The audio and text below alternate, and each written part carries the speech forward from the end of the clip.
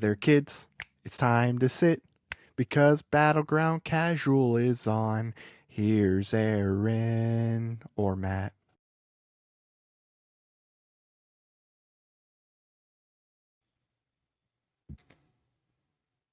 All right, everybody. Thank you for sticking with us. I am here not with our panel, but instead one Mr. Jay Burnz. Jay, how's it going, man? I am talkative enough for an entire panel. I will argue with myself. Do not play me. I will. No, I'm doing great, buddy. Thank you for having me. I appreciate you. The problem is I don't doubt your ability to do that, not for 1 second. And I only hear one voice in here, and the surprising part about it is All right. Well, what we were doing here today is, of course, in the middle of what has been a big week for CinemaCon and all the various announcements that have been made. Last week, I'm sure everyone heard of, there was an Avengers Doomsday related announcement. We'll get into that in a second. The reason I'm being so cagey is because with Jay here with me, I have found the one person on Earth who made it about a week out from the announcement at the time of recording, who still doesn't know what the announcement even was and what was said in it, which makes this all the more fun. So we're not only going to discuss what was announced and sort of what this could mean for Doomsday. Of course, Jake, as we all know, very, very versed in his geek knowledge, but also specifically very, very versed in his comic knowledge, is going to bring that to present some ideas, so to speak, as to what could be going down here in this film. So with that said, Jay, you ready to get into it? absolutely, babe. Let's do this. All right. So let's start with what the announcement actually was, because this might be the most controversial part of what they did. So the announcement was not some big event panel like they've done in the past, but instead it was a live streamed video to YouTube and other social media platforms. And the video starts, and it starts with the musical score for the Thor films. And then somebody, an unseen face, walks into a giant soundstage and sets down a set chair that on the back says Chris Hemsworth. And then the music cuts, the person walks out, and just holds on this chair. And essentially, what this was for about 6 hours was you'd get about 12 minutes of silence, and then it would start playing the music from another film within the MCU. And then it would move the camera over to another chair that's now been placed next to the previous chair, and it would have the name of another cast member on the back. And Oh shit. the name Okay. announcements were pretty haphazard. They were kind of all over the place, I think on purpose to sort of throw people off as to who might be coming next. But all in all, it was about 27 names that were given. And this Damn. is the initial cast that we're starting with. The rumored kind of reporting assumption is that the 27 names that were given are a mix of people who are on set from the jump, so they're on set from the beginning of filming, which started last week, but also the people who will be more plot important. So there were one or two major names that were left off the list. The four probably biggest names in the MCU that weren't included were Mark Ruffalo, Jeremy Renner, Benedict Cumberbatch, and Tom Holland. And the assumption is people like them who weren't included either aren't in the film or they are in the film to a lesser extent. They're not as plot important as they may have been in previous Avengers films. And for the most part, with one or two exceptions, side characters, the most notable one being Benedict Wong, who's been in the last couple of big MCU projects, were not included. And the presumption there would be that even if he is in the film, it's probably to the extent that he was in Infinity War and Endgame. So there's no point in kind of putting his name out ahead of the rest of the pack. Um, the other thing that was believed to be excluded was TV characters. So characters that were exclusively known to TV. For example, a lot of people presume that Iman Vellani as Miss Marvel will probably have some sort of role in this film, especially given that the Marvels does end in such a way that connects, you'd believe, to Doomsday. Yeah. Same with Tiana Paris, given the ending of the Marvels. both names were not included on this list. So again, they're Wow. either not in the movie or they were leaving TV names off. The belief from reporters and investigators is that TV names were left off just because they wouldn't build the hype. I don't know if you can just call like Amon Villani specifically just a TV name. She does have Sure. a movie, but like also she does have obviously Miss Marvel, but like her Yeah. Funko Pop and shit pops up in Daredevil and whatnot, right? Like I can swear on Yeah. this, right? Like this is the Yeah, no, internet. please, I go can ahead. swear. Okay. Okay. Well, no, Yeah. that's my only thing. I was like, I don't think you should disrespect Amon Villani like that, and I'm not saying that you're doing that, but knowing Of that course. she started off as a TV like a Marvel TV character, that's like saying, oh, you know, it would be different if you were saying that like Charlie Cox is more known for being a TV character, not having his own movie as Daredevil. But we do have Amon Villani. Sorry, I'm not trying to white knight here by any means, but like, don't disrespect No. Amon Yeah, you're Villani fair. like that. Like, she has her own fucking movie. She is a movie character. She is Miss Marvel. Like, Absolutely. So yeah, so it does remain to be seen if she has a role and what that role would be. All right. So with that said, I've taken these 27 names and I've sort of organized them in a manner of discussion, sort of grouping them together, if that makes sense, in okay, terms of what their inclusion might be. So the first thing I want to ask you before we get into the actual names is just in conception. Obviously, you didn't physically watch it, but in conception, what are your thoughts on the idea of the way they presented this? The idea that it was done very slowly over the course of about 5.5 hours on a random weekday. The belief in the spectrum is that it was done so that Marvel could kind of take a day where nothing was happening and eat up the movie news cycle and sort of just constantly keep Marvel out there in a way that maybe they haven't been in recent times. Some of the more far-reaching sides of the internet have said maybe Disney asked them to do it this way to cover up Snow White a little bit. They failed. Snow White is still in the headlines greatly for its failures, but you never know. So what are in your all thoughts on fairness, the presentation? I will real fast before we get to that, because I do have a conspiracy theory behind what it is that you just mentioned. But at the Okay. exact same point in time, I would like to bring forth the fact that one of the actresses in that movie uh is okay with genocide, and the other one stood out and said, no, this isn't all right. And people are like, oh, well, no, it's the one who stood for Palestine is the reason why this movie is bad. Maybe you shouldn't make remakes of movies, and maybe you shouldn't put somebody who was an ex IDF officer in a movie and act like she's been an actress her entire life. No, fuck Gal Gadot on that one. Free Palestine from the river to the sea. You can cut that out if you want. I hope you Oh, I fucking will. don't. Oh, you can go back, man. When we talked about the Oscars, I got the most political I've ever got talking about No Other Land. I'm with you, man. Listen, please Yeah, feel free. yeah. I don't appreciate that, and I don't appreciate I'll say The this. Jay Platt also brothers. speaks for me. I agree. I also don't appreciate the Platt brothers being like, oh, well, actually, this is the reason why my father had to fly and tell a 20-year-old to do her job. Like, no, you're a celebrity.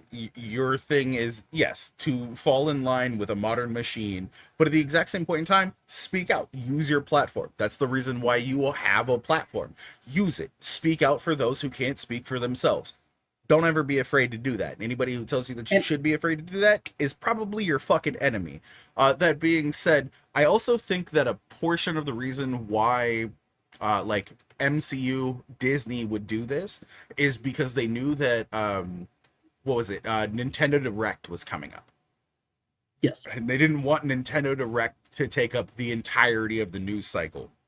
And be like, oh, hey, this is when we're dropping the Switch 2, which I think dropped yesterday. Like, get in. Marvel's still relevant. Because you'll always hear haters, bro. You will That's true. always hear haters. Absolutely. But that doesn't mean that the movies aren't making billions of dollars upon release. Do all of them make it? No. Do a majority of them make it? Yes. Yeah. And with what I know of Doomsday, Of course, they would like to draw it out. Me personally, would I watch a 12-hour segment of chairs and music? No. Do I look like I enjoy the fucking opera, bro? Okay, that's not true. No, actually, it is. I don't enjoy the opera, but still, point still stands. Point still stands. Fair enough. All right, well, let's go ahead and hop into this, and we're going to start with the one name that everybody knows, because the 27 chair presentation did end with, if you needed reconfirmation that Robert Downey Jr. is in this film. His chair was not only there, he also showed up personally in the video. He was the only actor to appear, because he cost probably as much as the rest of them combined. But so just in general, what are, since, at least on this channel, this is the first time you've been on this show, what are your thoughts on the Robert Downey Jr. casting as Doom, whether it equates to just your thoughts on him playing the character, but also the fact that it is a multiverse film and that aspect of Tony Stark is Doctor Doom. Even if he is Victor Von Doom, there is an element of that exists. I thoroughly enjoy this casting because the character in the comics of Victor Von Doom and Tony Stark are so similar. It's literally a, what if this character took a left, or what if this character took a right? And now we're getting to experience that. We're getting to see that. I love it, because I don't care what anybody says. Tom Cruise should never be Iron Man. He's already homoerotic fighter pilot. He's Hal Jordan if he's anything. All right, he's Hal Jordan if he's fucking anything. But I love the fact that they are allowing him to come back after he was like, I don't think I'm going to do Tony anymore. Like, after Endgame and everything that happened, the I Am Iron Man and the snap, perfection, chef's kiss. I really do like the fact that they were like, how do we weasel him back in? And weasel seems like such an underhanded way to say it, but how do we work him back in? And working him back in as Victor Von Doom, an individual who has more reach than Tony Stark does, with more characters and more adaptability and more accessibility, is one of those things that I can't wait for. The only other thing that I can't wait for is them to bring in Luke Cage, and Luke Cage to come to Latveria to collect $5 from Vic Von Doom and beat the absolute brakes off of him. If Luke in the Cage exact goes same up, way that that would be... in the exact same way that I can't wait for season 2 of Moon Knight, for Moon Knight to be like, Dracula, you better give me my $5, you fucking nerd.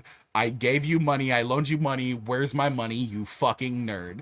I can't wait for it. Like, I am here for it. Jay's next saga for Marvel isn't the X-Men saga, it's everybody owes everyone some money. It's not that I want it, it's that everybody owes everybody money. And I want to see them collect. Sweet Christmas, do I want to see them collect? No, I agree with you 100%. I say this as someone who has openly said, like, in pretty much every context, I think using the multiverse to just bring old people back for the sake of a pop and for the sake of boost, because that's what it is. It's to get the pop, it's to boost the box office.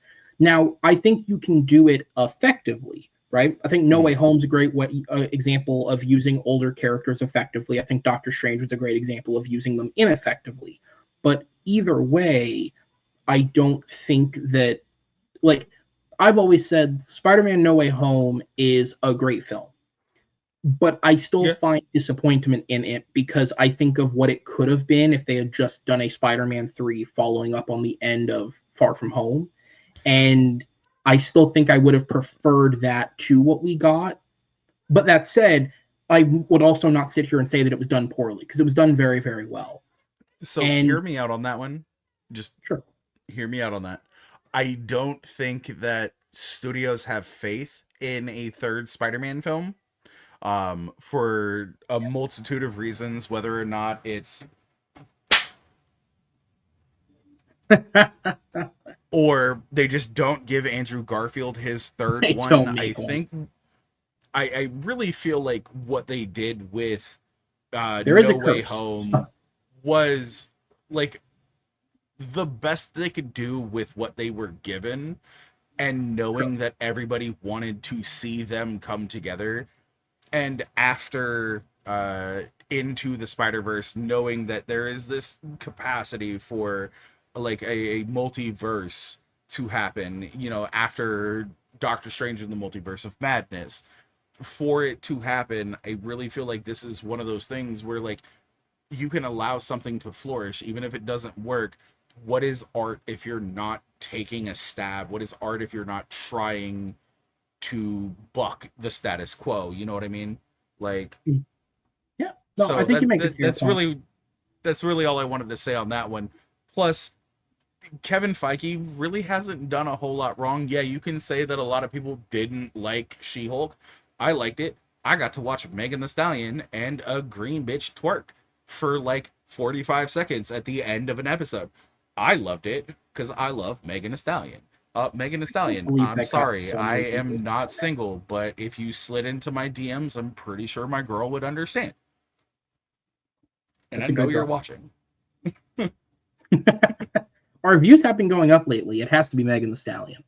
Um, Has yeah. to be. So to go back to Robert, then, like, building off what I said of like how I kind of feel in general about the multiverse in the MCU, him coming back as an alternate universe Iron Man would have felt exactly the definition of how I feel about some of these appearances.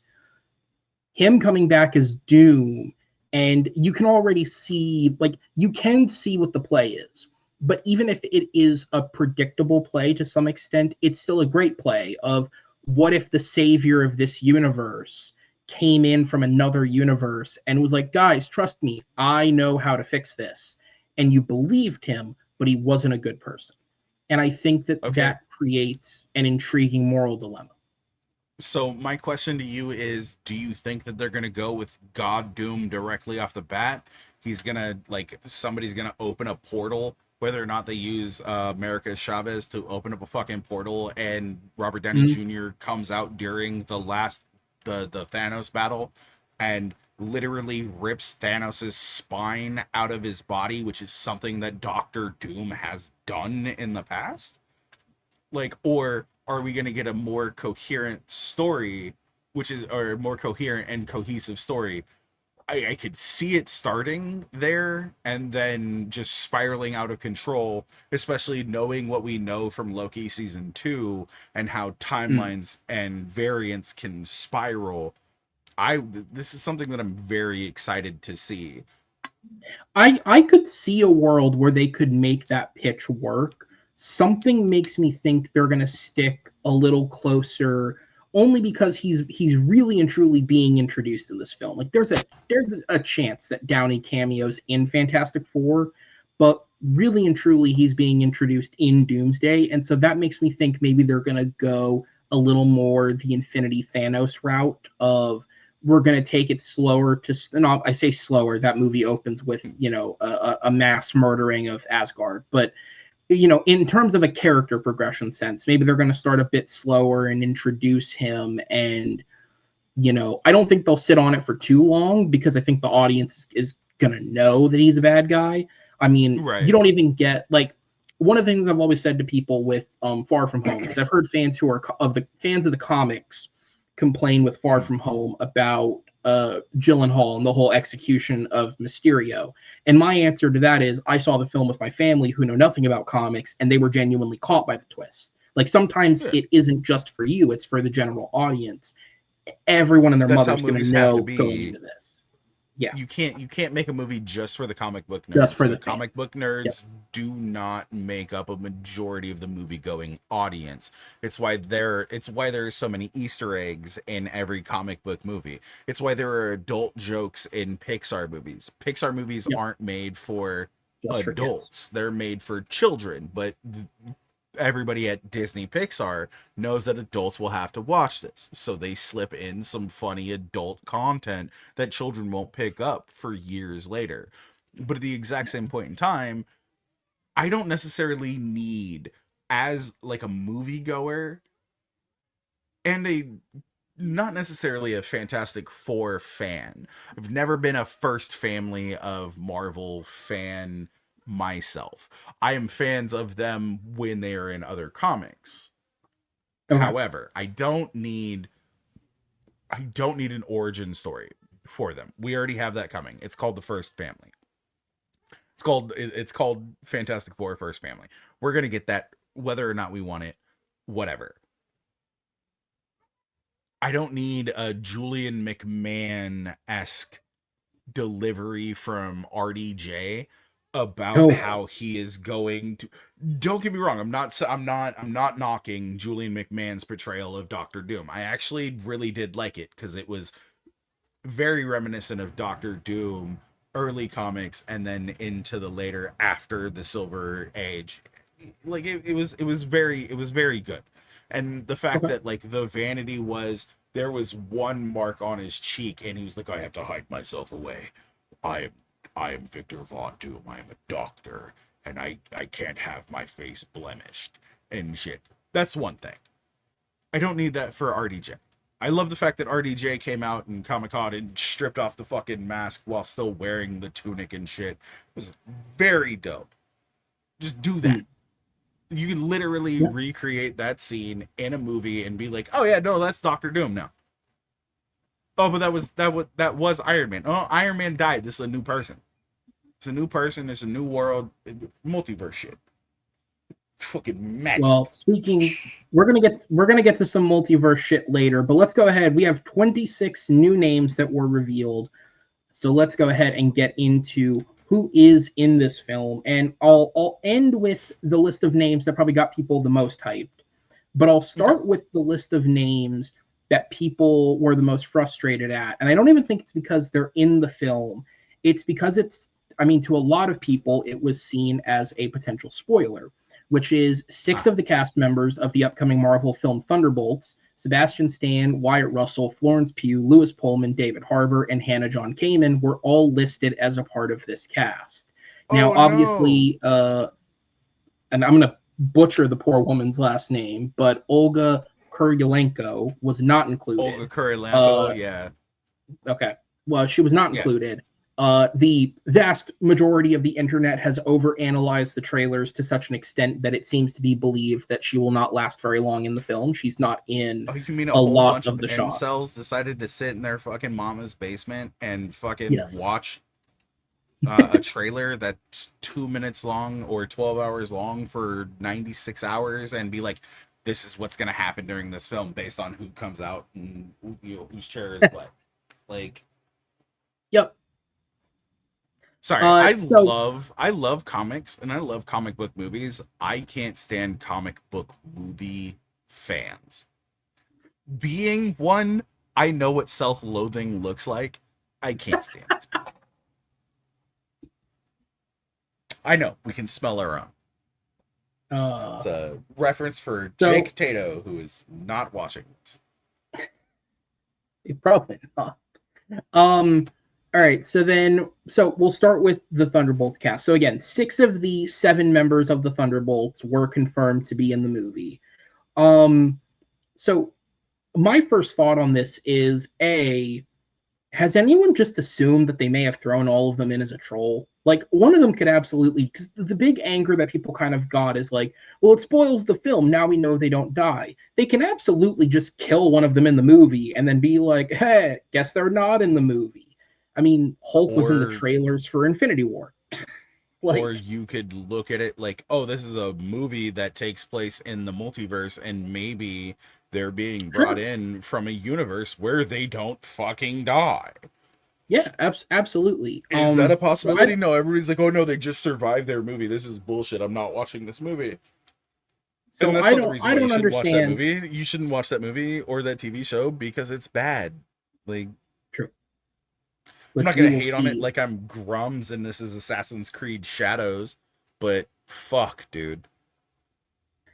So honestly, to me, with those 6 names, I mean, first off, I just like half the reason I've been excited for Thunderbolts since they announced it is just because I like that combo of actors. Like, I like a lot of these characters in their supporting roles previously, so I'm curious to see what happens when you put them together.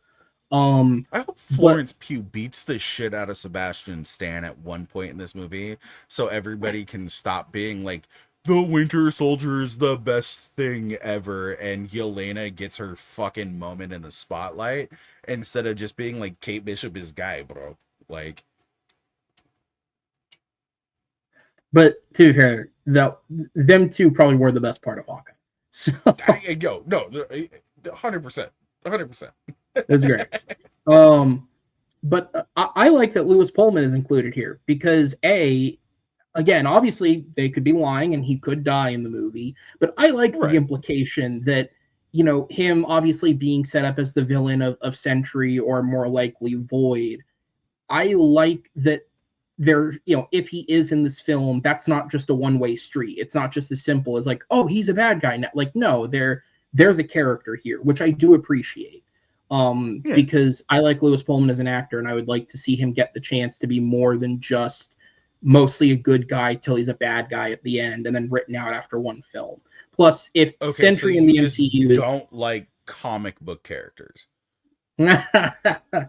like it goes back to, and I know that this is sacrosanct, and I know it's sacrilegious to say, but I mean, the Joker said it perfectly. Harvey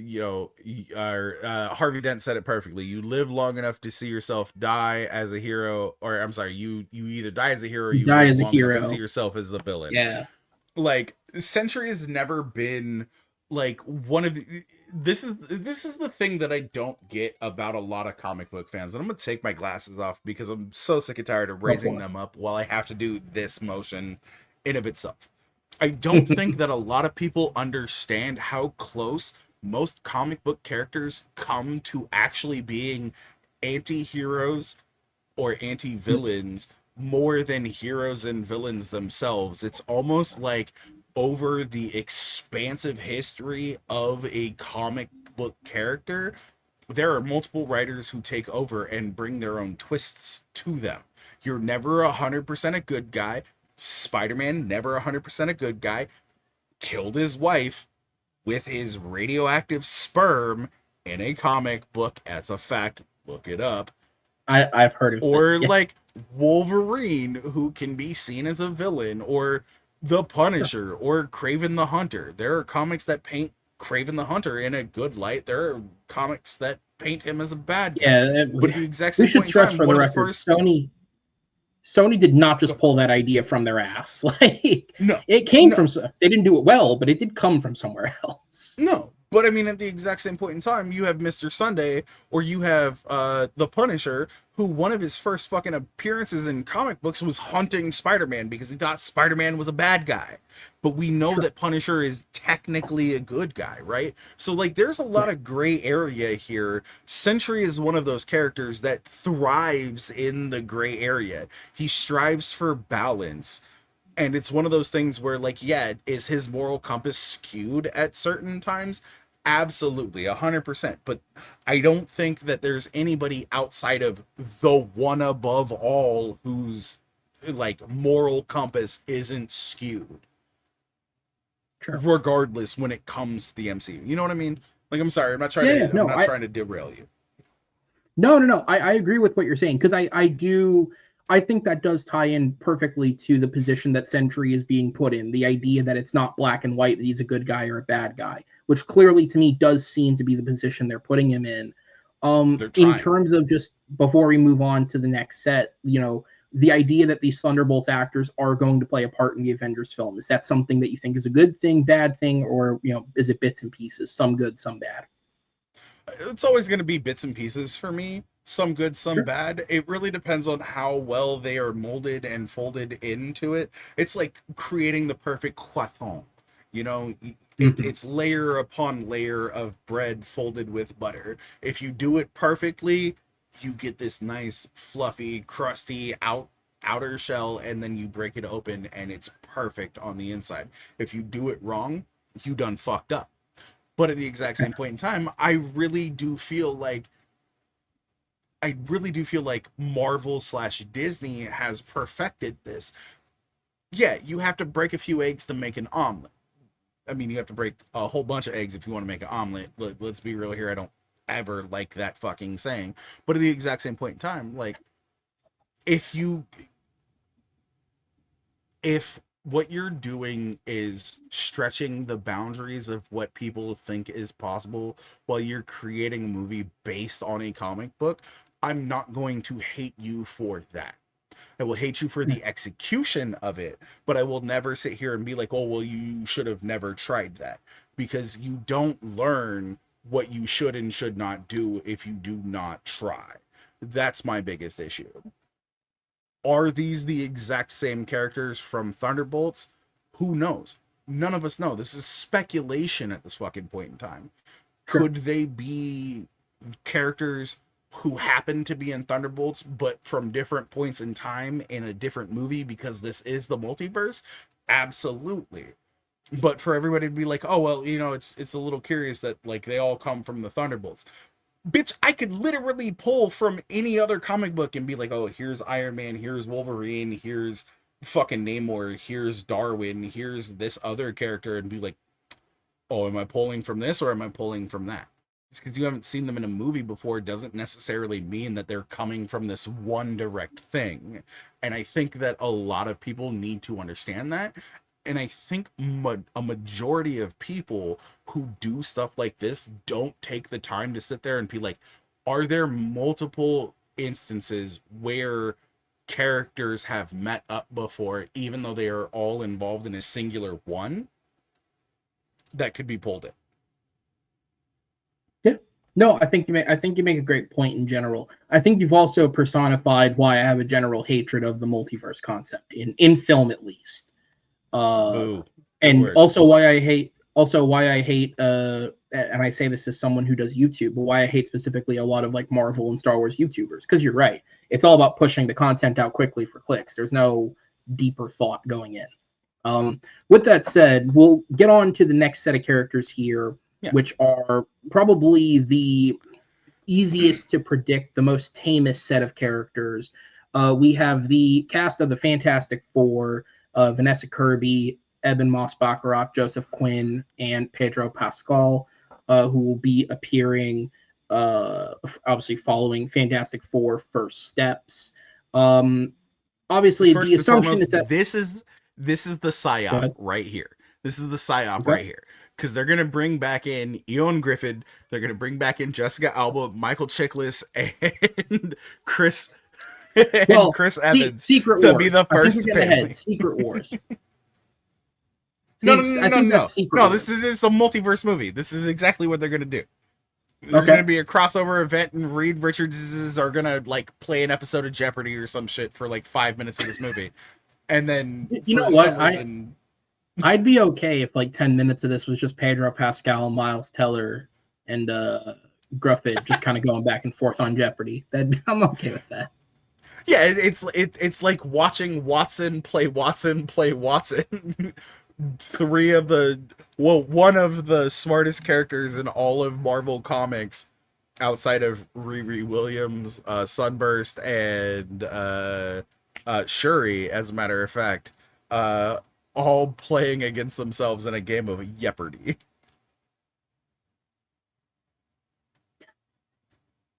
Oh, I'm sorry. I know I left you shocked there for a second, so just to fill that, Reed Richards has even said that Riri Williams and Shuri are smarter than he is at certain points in the comics. But he's also said that Spider-Man is smarter than him. But Spider-Man has said that Shuri is leaps and bounds smarter than he is. So, like, just let that sink in. Let that sink in. Everybody's very complimentary of the other person. Bullshit. Have you ever watched? Have you ever seen those? What do you think of Wolverine after the death of Wolverine? No, that guy's an asshole. He cheats at cards. Okay, yeah, he might be the best big brother of all time. Fuck you. Not everybody's all complimentative. Complimentative. Argumentative and complimentary at the same time. Complimentative. That's what that means.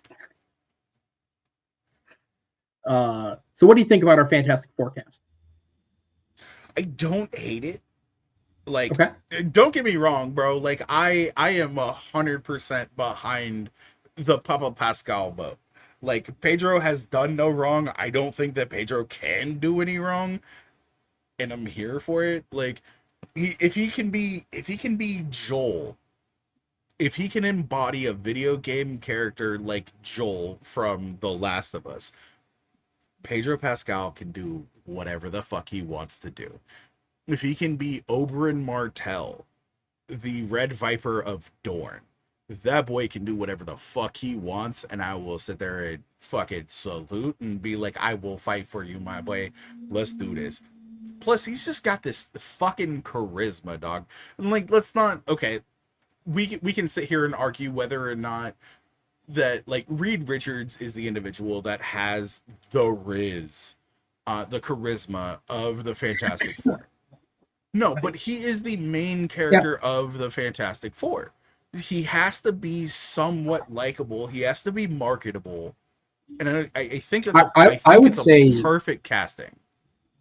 I would say for me, like, and this is no offense meant to Ian Grufford, that might be the biggest miss of those films, is that he might be the least charismatic of those four actors. And he's not a bad actor at all, but just if you're talking like charisma, I think he does get outplayed by at least Chiklis and Evans.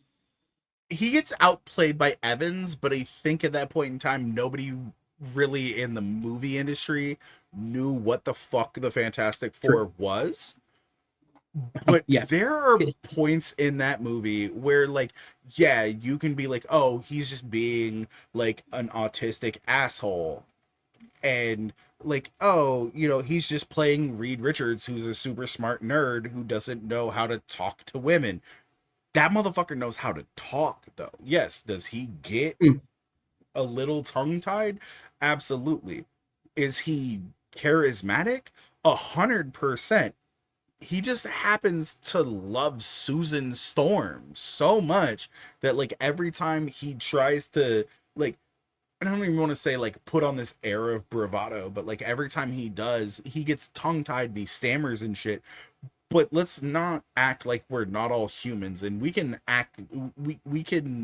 transfer our own experiences to comic book characters and movies on screen and be like, yo, I have been the exact same way in front of the chick that I have had a crush on for the last 10 fucking years of my life. Because there's no way that anybody watching this show cannot look me directly in the windows of my soul and say, no, I have been Rico fucking Suave every time I've talked to a bitch that makes my fucking, you know, my Peter tingle. I think and we can both think of one person who would try. Yeah, Jake Tatum.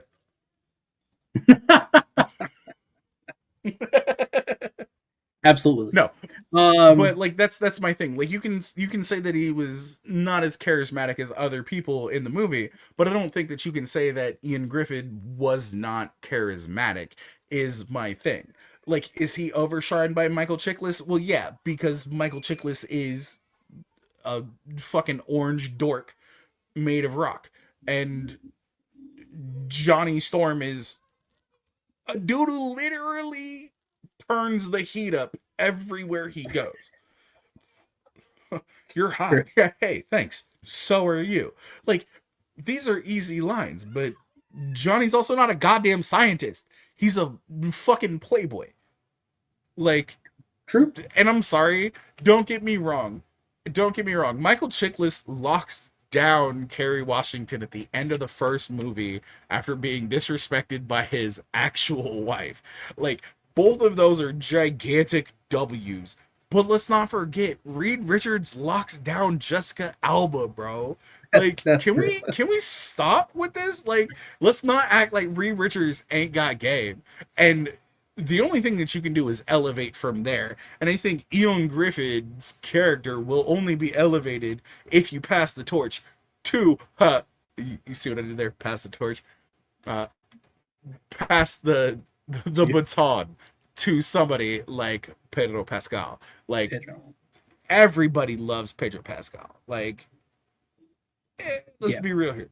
Everybody looked at the first season of The Last of Us and was like, Raw next. At least I can't even disagree. You're not wrong. Yeah. No, you're right. Pedro Pascal is great, man. Even recently, because I had nothing better to do. I rewatched the second Kingsman film, and like truly, he is the standout in that film. He's so good, bro. He's very good. He's so good as the hidden villain, bro. Like, oh, he's got that ability to like almost chameleon himself into a role. Yeah. And I'm here for it every single fucking time. And the fact that like he can slither into it and be like, you know, my sister was raped and my sister was murdered and they were drug addicts and now I hate all drug addicts, so I joined a drug dealer. Does it make sense? When you hear it, no, but with context, does it make sense? Absolutely. This is how comic books work. He didn't write it. No, I was like, this is how comic books work. Like, you have storylines that don't make sense, and then you hear the entirety of it when you read, like, Punisher War Journal number 7, and then, like, you know, you can't just read the one comic. You got to read the tertiary character stories that happen throughout the entirety of it. I'm looking at you, Civil War and Civil War Part 2. So you like the Fantastic Four? I mean, it's never been my favorite comic. Spider-Man has always been my favorite Marvel comic. Oh, I meant the casting, the MCU. No. I absolutely love the casting. Justin Quinn is one of those people where I'm like, Vanessa Kirby kind of, I don't want to say like seems like a pick-me choice.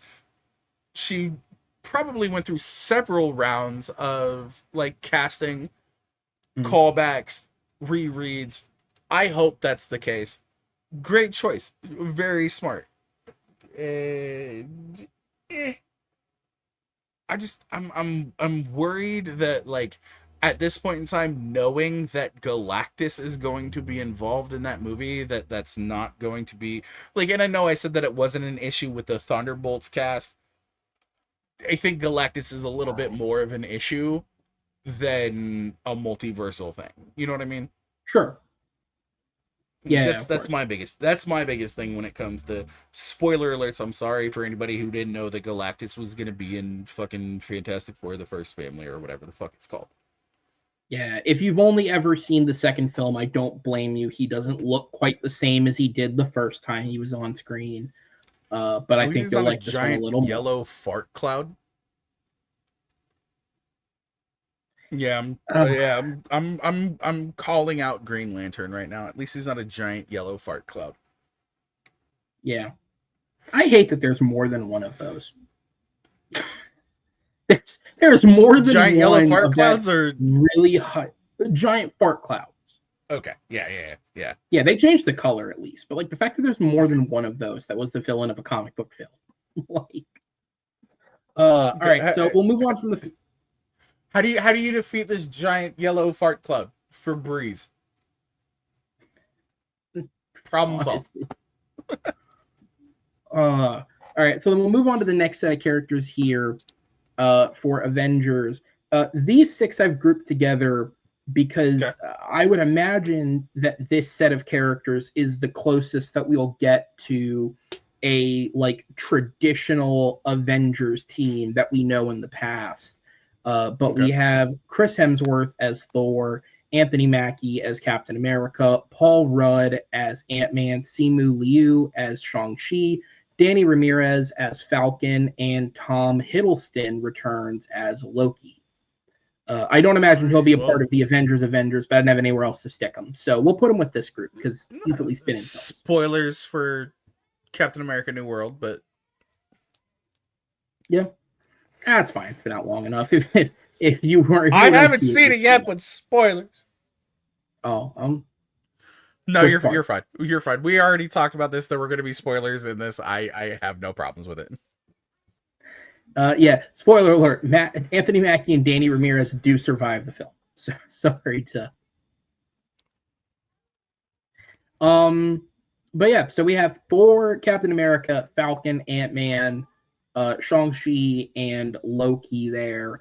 Out of this set, probably the most interesting name, at least to people online, that was missing was Evangeline Lilly as Wasp, although there is general confusion over if she is coming back, because she herself has said that she's retired from acting. She has no interest in continuing.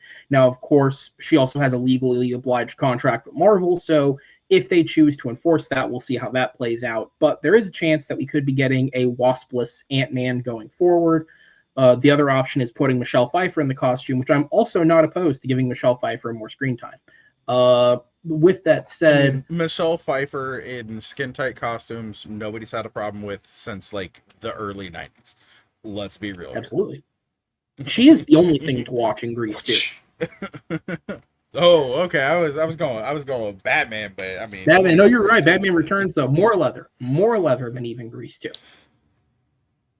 But no, like I don't have a problem with this one. I really do want to see the way that they're gonna like meld Loki into this after the ending of Loki season 2. Sure. Like where he becomes storyteller Loki and like ultimately approaches the role of being a hero. I understand where everybody wants to put Loki. Like everybody wants to, at least when it comes to Norse mythology, like everybody wants to be like, oh, Odin is God, Loki is the devil, so like he's good and Right. he's bad. And that's not necessarily the case. And you can't do that. Like if you actually like read the Vedas, you understand that Odin fucked Loki over severely throughout the entirety of that story. And you like even taking that into context with everything that happens in the comic books, like knowing that Loki still has this capacity for good and doesn't just want to embrace that like inner Jotun of his own and just wreak destruction, but wants to hold the sacred timeline together at the end of Loki season 2 after Odin, not only in the comics but in the Vedas as well, locks his child up, locks his wife up, and subjects him to fucking torments that you could not possibly perceive. Knowing that they don't touch on that in the Marvel movies is one of those things where I'm like, maybe it's a smart choice. But painting one person as like a bad guy for the first 8 movies, you know, I'm sorry, for the like almost the entirety of the second phase of movies, and then trying to paint him as an anti-hero in TV shows and movies after that, when all he wanted was to be accepted, is one of those things where I'm just like, please don't do that. Don't do that. I like the fact that he's involved in this, and I can't wait to see where he comes in, because you like at the end of Loki, he essentially takes over oh my god, what's his name? I'm forgetting his name. It's Jonathan Majors' character. Majors. Yeah. Oh, He Who Remains. He Who Remains. I was like, the one above all is not that one, but yeah, he's taking over that one, making sure that the sacred timeline is not disrespected and broken, and we lose all of this continuity. Would I hate to see that happen? No, because that fracture itself could make for interesting movies coming out of Marvel. But knowing that he is here holding that close and being that Loki with glorious purpose, like I am excited to see that. JD Ramirez, I don't really need a Falcon in this way. I do need to see Sam Wilson take a super soldier serum or the like at this point in time, because I really kind of feel like he gonna take a hit from a Hulk or a Hulk like entity, and his entire fucking chest is just gonna cave in, and now yay, John Walker gets to take over as Captain America again. Fuck you, Count Von Tessa Von whatever your fucking name is. Jeebus. Oh, Elaine? Mm-hmm. I'm out. Yeah, I like this. I like that. I have to presume, because Hemsworth was the first name they announced, I have to presume that means Hemsworth has a pretty decent sized role. and Nope. he could He's gonna certainly be there for use it. 5 minutes. That would also be hilarious. But I would like to see him get a decent sized role in this, especially given how the last Thor kind of went over. I think people kind of take for granted that, like, yes, Hemsworth is funny and he's good at he's also a good actor. Like, he's a great actor, bro. You could position him at the forefront of a cast like this and not just as Fat Thor and really get something out of him. First and foremost, his name was not Fat Thor. His name was Bro Thor. Put some respect on his fucking name. I apologize.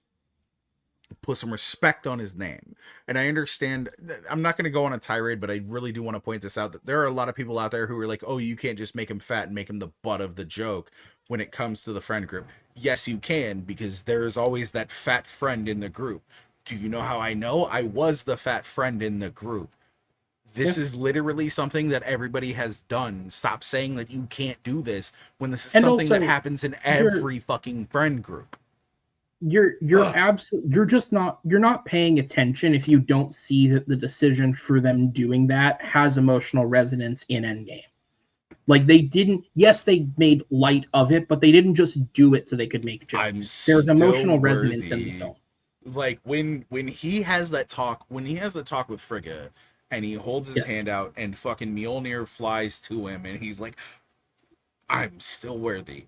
Bro, it fucking breaks my heart every single time. People need to stop being like, oh, well, this is just, Fat Thor, this is just the butt of the jokes. No, sometimes it happens. Like, those are your friends.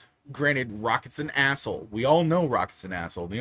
It's the only reason why the only two people that Rocket has ever truly made friends with are a dude who he can fucking, like, translate what he says to people, and a guy who's no longer here because he was Mary Poppins, y'all.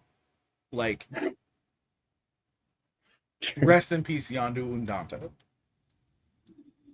Fuck. True.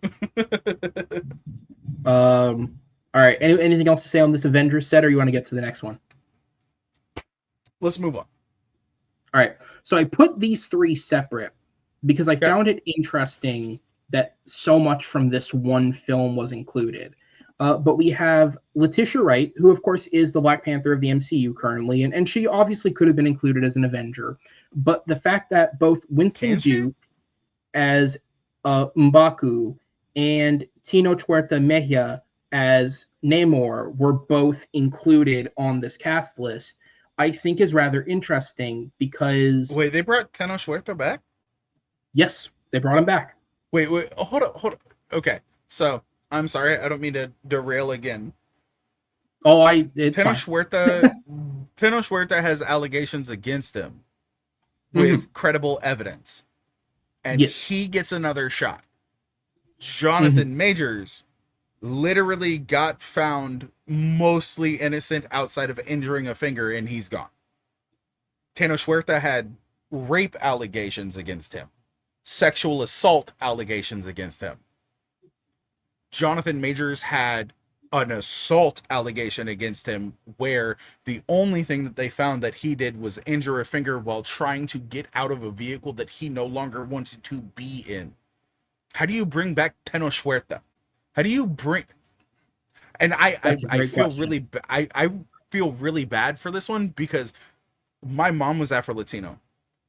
Like, I loved the fact that we got Namor in... Black Panther Wakanda Forever. And to separate art from artist for a second, he was excellent. Can't do that. They're not dead. They're not dead. No, but I mean, I'm sorry, I'm not trying to go his performance. Just to discuss his performance, he was great. But you're right. I agree with you on that standpoint. If you're going to hold Jonathan Majors to a standard, it is very weird that this has been allowed. I don't like that fact. I truly do not like that fact. You will not hold Tino Huerta, who is accused of sexual assault, whether or not he has been found innocent or not after the fact, to the same standards that you will hold James Gunn to, because James Gunn made fucking really crass jokes about his brother, Sean Gunn, who appeared in every single one of his fucking movies, and Jonathan Majors, who was found guilty to a degree of quote unquote assaulting a woman. And I'm not trying to downplay that whatsoever. But at the exact same point in time, it seems like certain crimes are more forgivable by the Disney Corporation than others. And the fact that Tenoch Huerta is allowed back but Jonathan Majors isn't is a giant red flag to me. Yeah. Like now the only, because when I saw the name, trust me, I was shocked. But I looked into it. The only plausible thing that you could say opens the door for one and not the other is that Huerta has not been taken to a court in any way. What was alleged against him. He's been taken to court in Mexico. He's not been taken to court in America. There's a difference, apparently. But no, he has gone to court over it. And he has not been found innocent of doing anything. But at the exact same point in time, James Gunn made fucking homophobic and pedophilic jokes against his younger brother, Sean Gunn, and it cost him a directing role in the MCU. Did it permanently cost him? No. But it cost him did. To the point where it became the talk of the town for months. And now, what? We're just, oh, hey, look, no, Disney gave somebody who wears a red hat with a certain phrase on it a couple $100 million, and we're like, yeah, we're going to go ahead and forget about all that. Cool.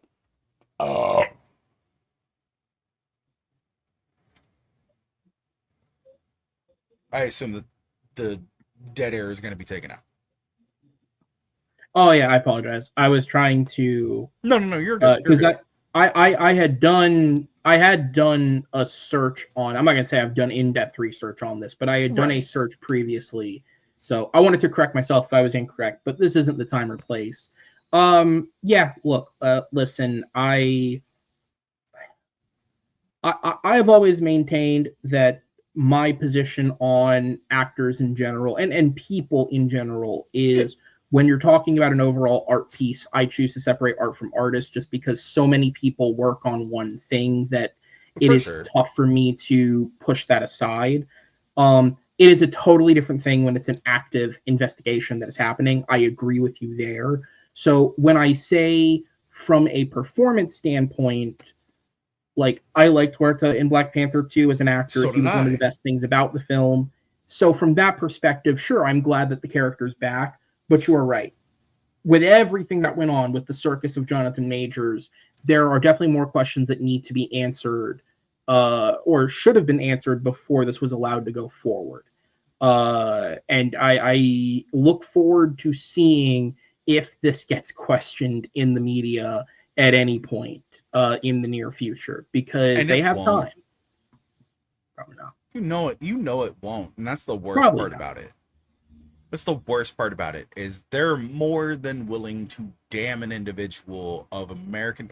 I'm not trying to, like, I'm a very liberal individual, but I really do feel like the fact of the matter is if you're gonna damn one actor for a certain thing and the word assault is labeled and it's a part of that, then you need to label them all.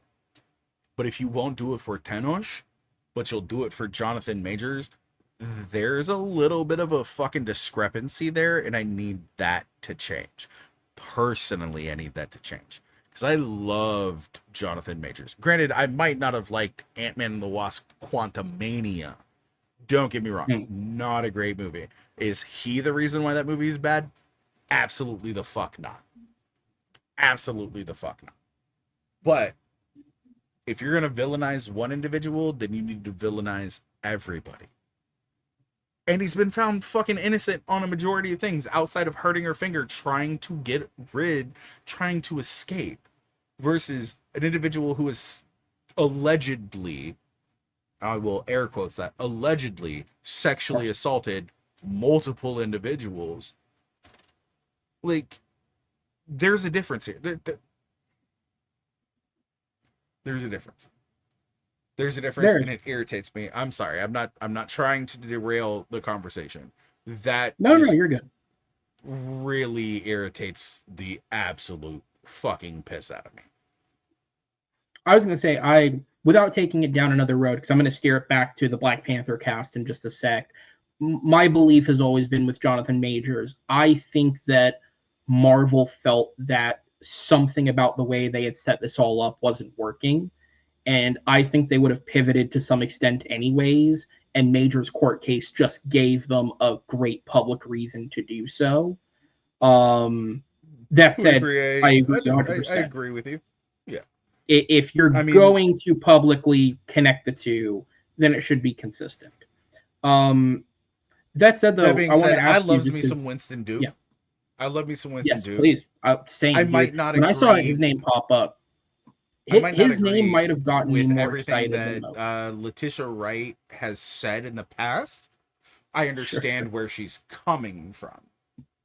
Mhm. Knowing that she is quote unquote anti-vax, but had to get vaccinated to work on it. I think that's a little hypocritical of her. But knowing the industry that she works in, that's a conversation for another day. But I don't think that like anybody who truly stands behind what it is they believe in would get something that they don't believe in to continue working. They would become a martyr for their own belief system. So Sure. That being said, I really do like her as Shuri. I don't like the only thing that I don't like about Black Panther 2 is the fact that they decide to dry a Latino's back out with a giant fucking microwave at the end of the movie. Because I never thought of it like that, but yeah. that's literally what they do. No, that is literally That's what it is. literally what they do. That's literally They get a isn't it? man Yeah. covered in water who happens to be Latino and put him inside of a fucking airplane that happens to have a fucking special heat gun, essentially, that dries him out. Like, Every time you say happens to, it sounds worse. That's Disney for you. That's Disney for you. That's not me. I'm not the bad guy. I'm just the one pointing it out. But they literally dry this gentleman's back out who happens to be a Mexican. And that's bad, bro. That's bad. That's not a good connotation. I'm looking at you, Ryan Coogler. Fuck, bro. Come on. It's the only movie that I have a problem with in the Black Panther franchise, but fucking Christ, bro. But Winston Duke, bro. Winston Duke, absolutely, 100%. I fucking love that guy, bro.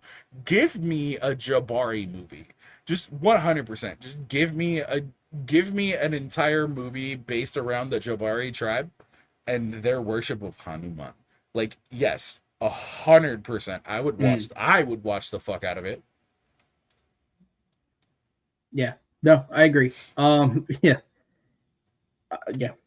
Honestly, when I saw Winston Duke, because again, so many side characters that you can presume are going to play a part in the film that just weren't part of this announcement, right? So Winston Duke was one of those to me. Like once I saw Letitia Wright pretty early on, I was like, okay, cool. So I'd imagine we're getting the Wakanda rep once again. But then for Winston Duke's name to actually be included, because it's not like he's an A-lister. It's not like on its own he is a name that would just get someone. It is the connection to the character. And so I'm like, hey, all love to him, dude. All love to him. I love him. He was great in Us. I was like, he is a lead character in Us. He's a main character in both of the Black Panther movies. He was great in Fall Guy. You're not wrong. He was great in Fall Guy. No, you're not. Him and Gosling had good chemistry. I think that's really simple to just be like, hey, he's got great chemistry with everybody that he works with. True. Another name that does that incredibly well, and I hope finds their way into the MCU, not just in Marvel, because they are in Marvel, is Brian Tyree Henry. Brian Tyree Henry, no matter what the fuck he does, whether he's Jefferson Davis in Spider-Man Into the Spider-Verse or Across the Spider-Verse, give that man a role in the MCU. Yeah, he's Did great. you watch Bullet Train? That boy got chemistry with fucking Craven the Hunter, cuz like just let him roll, bro. Let him cook, dog. Let him cook. I was gonna say the one that I mean, Brian Tyree Henry is effortlessly impressive every time I watch him, Yes. but I think the one Absolutely. that the one that almost took me by surprise the most was Transformers 1, just because like it's Transformers, but he's delivering this like it's Shakespeare. He is just selling this so well. Um that it's excellent. He's great. I will say the exact same thing about John Cena. I will say the exact same thing about John Cena in Bumblebee. Like Yeah, fair. like 100%. Is he going back to like his original the Marine role? A little bit. Sure. Has he grown as an actor? 100%. But he brings something to it where you're just, yes. Is Haley Steinfeld the main character of this movie? Absolutely. Do you care about her? Fucking no, because the other characters around her are more interesting than she is. Is that an issue with the writing? Yes, but is also like, yeah. But yeah, no, give Brian Tyree Henry more fucking roles in the MCU and in Marvel. Please, yeah. He's Sorry. becoming one of those actors where just anything he's in, I'll check it out just because I know he's at least going to deliver. Plus, The Twist in Us is by far one of those ones where the first time I watched the movie, did not expect it, and then it hit, and I was like, "Holy shit, he sees dead people." it was a Sixth Sense level fucking plot twist for me. And I was like, "Oh, no wonder they gave this guy the Twilight Zone TV show." Yeah, no, that makes sense. I was gonna say I was trying to think of. I thought I saw Brian Tyree Henry's name attached to something. It was he was in Golden, that Pharrell film that got canned. Oh, and I remember, yeah. Yep, I know what you're talking about. Which, yeah, I mean that again, he's a great actor, so that sucks. But that movie also had Divine Joy Randolph, Quinta Brunson, Janelle Monáe. Like it was a good cast. So I don't know what happened Quinta there. Brunson That's a is shame. a wild fucking pull, bro. Because I'm not tripping. That's the chick from Abbott Elementary, right? Yes. Yes. Okay. Yeah. I was like, I only recently started watching the show. Great show. Great show. Yeah. I've not like sat down and watched episodes like in succession, but my brother and sister are a big fan, so I'll sit down and watch it if it's on, like if they're watching it. And it's very it makes me want to like watch it because it's very, very funny. It's a very funny show. Like I find myself laughing at least at 1 or 2 points throughout every episode. And if I can do that in a sitcom, by all means. We are getting off topic though. I was gonna say, because I obviously you don't know what's left around the corner. I know who's left. There's only 7 names left. And some Marvel fan is watching this and they're like, get to the point. So let's do it. 7 different X-Men characters confirmed in the film. We'll get to the 8th one in a second because there was something that kind of came out immediately afterwards. Sure. Okay.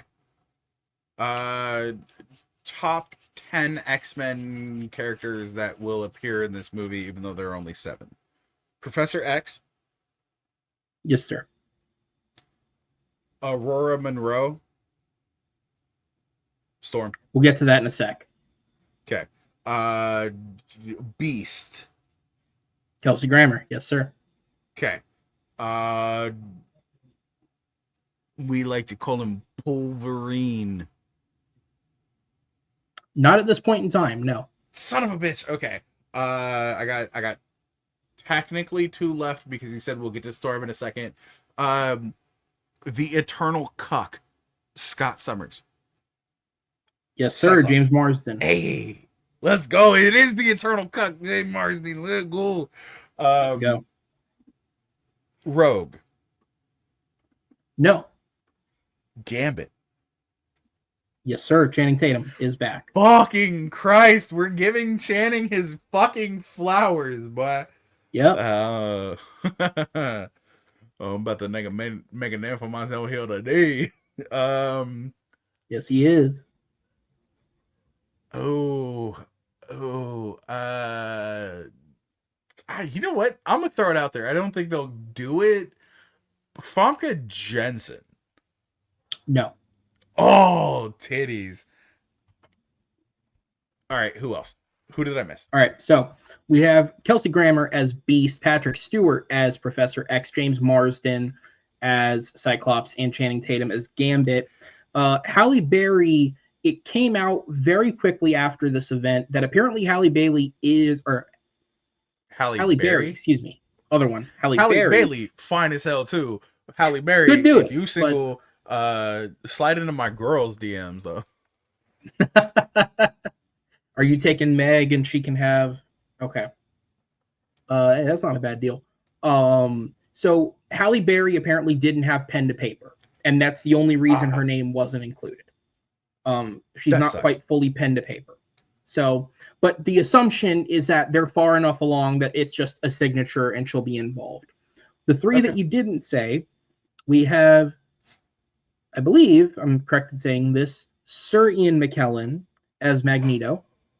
Let's go. We have former Mrs. Stamos, Rebecca Romaine, returning as Mystique. Wait, okay. I mean, it's multiverse, so yeah. She can technically be Mystique. The most surprising name, I think, to everyone on this list, Jim Cummings. Close. Alan Cumming as Nightcrawler. That's who I meant. That's who I meant. Not Winnie the Pooh. Alan Cumming is returning as Nightcrawler. That's fucking dope, dude. I love that so much. Now, he's the incredible Nightcrawler. Obviously, this is multiverse, so technically this could be anything. But the grand assumption that people are running with, and this is why I said, even though Tiana Paris's name wasn't included, it is likely she'll be in the film. This is, as with Lashana Lynch, this is the universe that she landed in at the end of the Marvels. Because we saw Grammer and we saw Stewart already at the end of that film. So the presumption would be that this universe we've also seen Stewart in Multiverse of Madness, so... True, yeah. So the presumption would be that this is a universe where all our X-Men are counterparts of previous actors that we know. And of course, they are leaning very much heavily on the old 2000s X-Men, not the one in the middle from the 2010s. But yeah, what are... Yes, sir. I will say, I just so happened to be in the live chat on the stream, and they played specifically the 97 music for Kelsey Grammer, and that got I mean, obviously it's a live chat, but that got a great rise out of people of oh shit, okay, here's where it starts. Fuck Kelsey Grammer as a human being, but I do love him. I do love him as the Beast. As a human being, okay, but he can go toss his own salad and then eat some scrambled eggs. You know what I'm saying? Well, not anymore. That got canceled. It's why he's back. I hope he doesn't fall off the stage in a movie. Oh, I'm sorry. No, he literally spoke at a Trump rally back in 2015, 2016. And then was walking around having a conversation and then fell off the stage. Fuck Kelsey Grammer. But well, we know his. I love him. We know his thoughts on we know your thoughts on his politics. What are your thoughts on him being a part of this set of actors? This again, the assumption being that Halle Berry will sign. So what are these 8? I love his voice as Dr. Hank McCoy. I really do.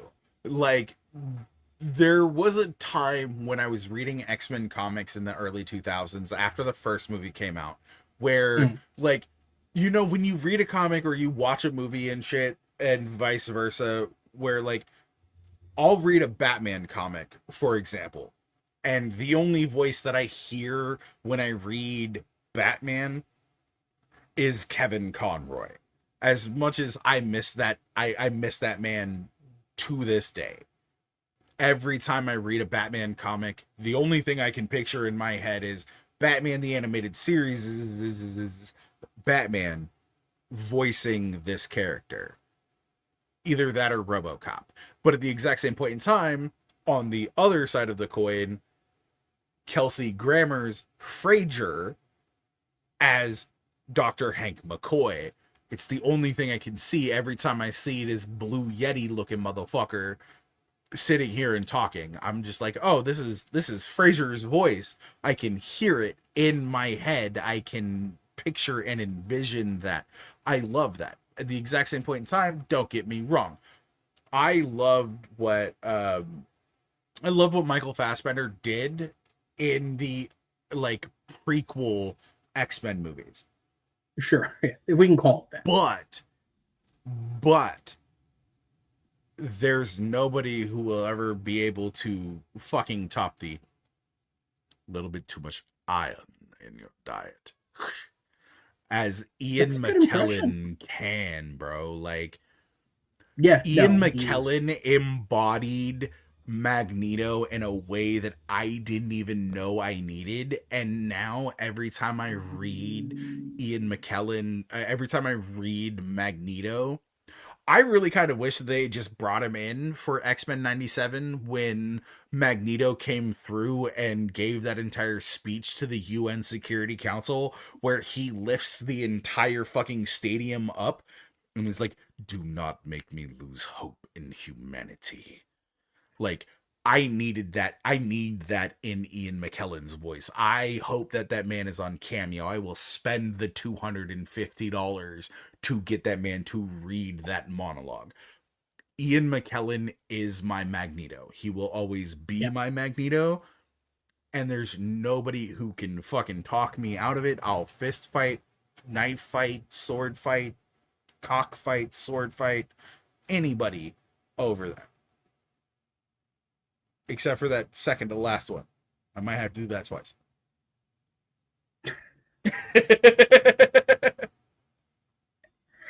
I'm sure Ian McKellen would love you coming to his defense. I'm sure Ian McKellen would love me coming too. Probably. No, you're right, man. I feel like so much of Ian McKellen's career gets like, and obviously he's brilliant as Gandalf. He's brilliant as Magneto. But like, I feel like people really, truly, and the same thing with Patrick Stewart, because you think X-Men and then you think Star Trek. These are brilliant actors. These are people who bring gravitas. Like, I think about X-Men Days of Future Past, and I think about if, like, McAvoy and Fassbender are great in the roles, for the most part, over the course of those 4 films. But if you had to put McAvoy or Fassbender in the same role that Stewart or McKellen has in Days of Future Past, where it's less screen time, maximum impact, I don't think they're as good as those two guys are in Days of Future Past. If you get what I'm saying. I think they know how to do the most with the least because they're just so good at the role. I get where you're coming from. In a film like this, I understand where you're coming from. Well, so I was gonna say to obviously, opinion about that film aside, I'm assuming in a film like this where there's already 20 plus cast members involved and there's more coming, having these two playing these roles in multiple ways. Alan coming too. He is coming along. Giggity. By the way, I saw this week, apparently it's a thing. We need to remind people that Alan Cumming is not, in fact, gay. He is bisexual. He's not just a gay man. That was like a whole thing I saw an article on the internet. I don't know why this week of all week. Probably because he was in Avengers news, and people were like, "Oh, a gay guy." No, I don't. First off, I knew he was bisexual, but at the exact same point in time, I didn't know that would be like big news. What the fuck does everything's news nowadays, man? Everything's news. What the fuck does somebody's sexual orientation have to do with the character that they're playing? Like, everything's news. Is Magneto gay? he's gay for Charles Xavier to a certain extent, but Absolutely. does that make him gay? No, he's gay for Rebecca Romaine Stamos too.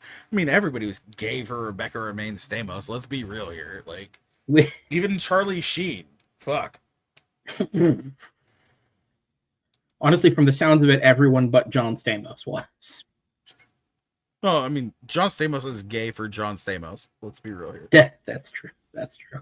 Well, John Stamos in Full House with the hair. That's the only time John Stamos has ever been gay for John Stamos. True. Allegedly. I want to say allegedly so I can't get sued by this 60-year-old John Stamos who doesn't have the Uncle Jesse hair anymore. Come at me, John Stamos. Bring it on. No, I really like this set of casting. In my head, the first thing I go to someone like James Marsden, where I just think he's a really great actor. Like I just watched recently. I do. Like I just watched Enchanted for the first time, and I thought he was really great in that movie. Oh, where he gets cucked in Enchanted? Sure, yeah, but like sometimes you just get typecast. Okay, that doesn't mean. I think he is both cucked and wasted in those X-Men films, and you can be cucked but used effectively, which I guess goes against the nature of being cucked. But you get what I'm saying. The point is, I would like to see. My head goes to. You know what I would my like to favorite see James Marsden movie is? Sure. Speaking of James Marsden, Sex Drive. I don't know because it's what. Let me look this up. Yeah, Sex Drive with Clark Duke. It's what? Yeah, he plays the main character's brother, who is like overly masculine, which is what everybody thinks that Cyclops actually is. And he calls his brother gay throughout the entire movie and shit. And at the end of the movie, you find out that James Marsden is in love with a black man. And I'm like, oh, this is everything that Scott Summers is without the kinetic eye beams.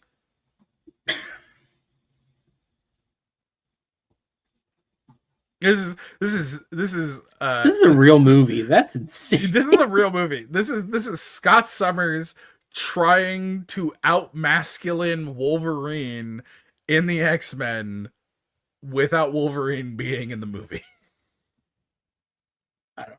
I Plus the movie's mad funny. If you've never seen it, bro, you gotta watch it. I've never. I like most of these people that I'm seeing. The names I recognize. I've liked Clark Duke. I like Seth Green. Yeah. Koechner's in this. Oh, okay. Yeah, David Koechner's not a large portion of the movie, but David Koechner is in the movie. Yes. Which I don't have a problem with David Koechner. I know a lot of people do. No, not at all. I'm kind of shocked that his career didn't take off more compared to the rest of the Anchorman guys. It's weird that like he was so far left behind compared to the rest of them. I really feel like he had a larger career outside of that already than most of the people in Anchorman. Probably true, yeah. For Will Ferrell. Like, probably true. That's my thing. But yeah.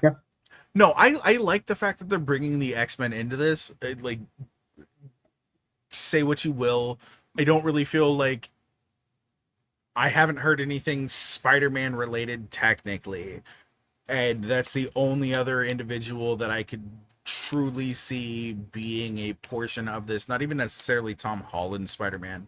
When it comes to Doomsday, because the reports that are coming out connected to Spider-Man is that apparently the biggest issue with Tom Holland is just simply his schedule. Like whatever his role in this movie would be compared to doing the Odyssey and compared to doing Spider-Man 4, it's not big enough to require. So he may wind up not being in it simply for that reason. The other thing that was discussed is if he is in it, there's a chance he may appear in it with the mask on the whole time, and so it would just be Holland's voice put in after the fact. It would just be ADR. Yeah. I mean, that would make sense. Which could work. I mean, that would make sense. I know he doesn't fight. I know Spider-Man doesn't fight Doom a lot, but fucking Johnny Storm and fucking Spider-Man are best friends. Like, and I don't mean in a, they're kind of best friendsy sort of way. Johnny Storm and Spider-Man are best friends in the way that Bruce Banner and Spider-Man are friends. Right. The Spider-Man has literally, like, Peter Parker has literally beaten the Hulk by making him laugh in the comics. Like, I want to see that to with transform those two him in the movies. back. I want to see that. I want to see that moment, bro. I really do. But at the exact same point in time, him and Johnny Storm are incredibly close. And when Johnny Storm dies in the comics, Spider-Man goes and comforts a sad child who was an incredibly large Johnny Storm fan, and is like, that was my best friend. Like, it's hard to hate Spider-Man. I need Spider-Man in all the MCU, because Spider-Man affects the MCU in the exact same way, not over the exact same timeline, but in the exact same way that Wolverine affects the MCU, or Marvel Comics. Everybody's there's nobody in Marvel Comics who hasn't had a run-in with Wolverine, whether it's positive or negative. Most of it's positive, some of it's negative. But at the exact same point in time, I need that with Spider-Man. We need that, one character that at least a singular fan base technically hates, but is so good. So I hope, even if it is just ADR, we get it. But to have a conversation between him and Hank McCoy, to match wits with Beast, who is an incredibly intelligent character, not just eloquent, but an incredibly intelligent character. I want to see that. I need to see that. That needs to be put into my retina. Absolutely. Listen, man, first off, this is going to be a separate video at this point, because it's gone on for 90 minutes.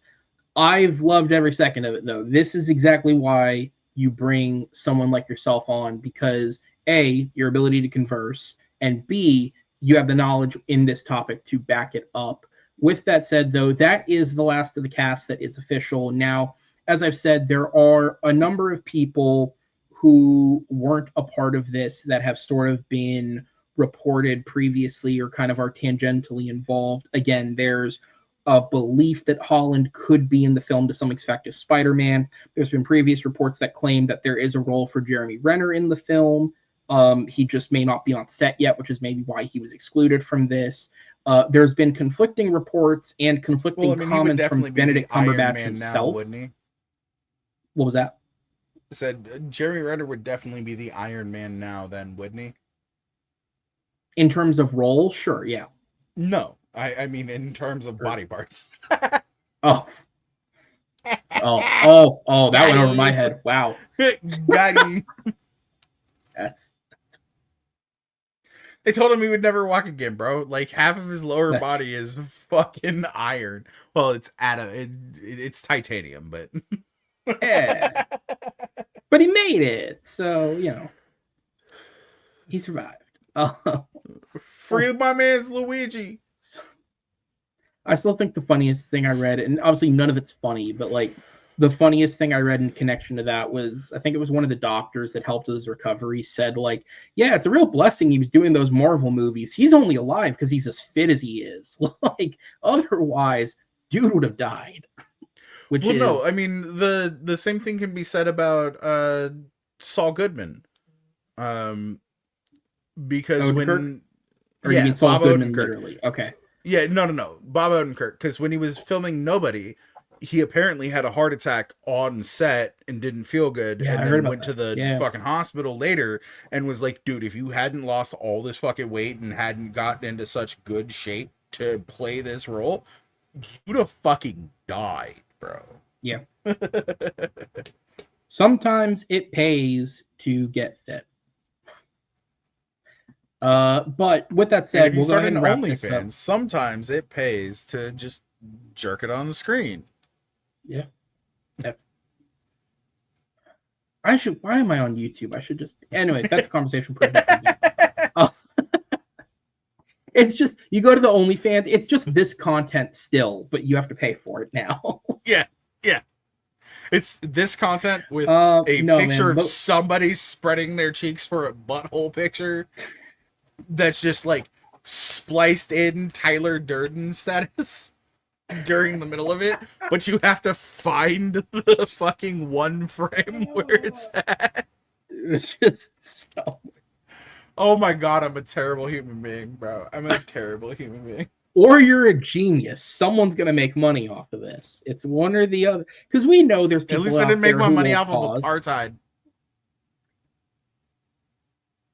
What are your final thoughts on Avengers Doomsday? Fuck Elon Musk. Free my man's Luigi. From the river to the sea, we stand with Palestine. Fuck Gal Gadot. I really, truly do hope that this movie, knowing that it's going to not be a singular film, because they're not going to make a 6-hour long film, Of course, lives up to the hype. I hope everybody gets their moments. I hope everybody gets their due, because I feel like everybody deserves that. Everybody deserves their flowers. That being said, don't shit the bed. You know exactly what you need to do. Don't fuck it up. well said. Truly, I don't think anyone could say it better than that. Marvel, you know you need this. The Russos, you know you need this. Do not fuck it up. Electric State, Yeah. You can get away with that one, but you're not going to get away with this going over badly. Scranton is the electric city. And God help you if it doesn't go over well, because you got one coming a year later. Jay, thank you for joining me, man. This was a lot of fun. As always, great discussion. Keep an eye out, not necessarily the next week or two, but keep an eye in the immediate future on our other show, The Rundown. Jay will be joining me for an episode on DreamWorks. So we'll be getting into a different kind of probably very deep discussion as well. And I'm looking forward to that because seriously, DreamWorks may be more inconsistent than Pixar, but that doesn't mean their great films aren't also still great. There'll be some good conversation there. But on behalf of myself and Jay and everyone here at TMG, thank you guys for watching. We'll see you on the next one. Take care.